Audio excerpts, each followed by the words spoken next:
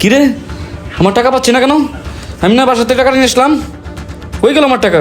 আমার টাকা? এই দাঁড়ান দাঁড়ান মামুন সাহেব, এখানে আহতাহ করার জায়গা না। আপনি বাইরে থেকে টাকা ম্যানেজ করে তারপরে আসেন। আপনার বাবা তো আস্তে আস্তে আরো অসুস্থ হয়ে যাচ্ছে। যান বাইরে থেকে টাকা নিয়ে আসেন, যান।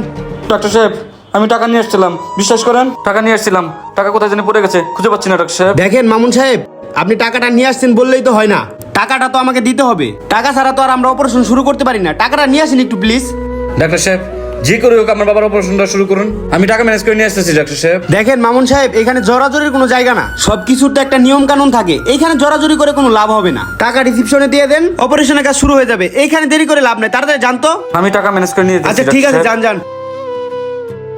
টাকা তো আমি পকেটেই রাখছি, কোথায় গেল? তো রাকিব সাহেব, এখন তো একটু সুস্থ লাগতেছে নাকি? স্যার আগের থেকে অনেক সুস্থ আছি স্যার। ডাক্তার সাহেব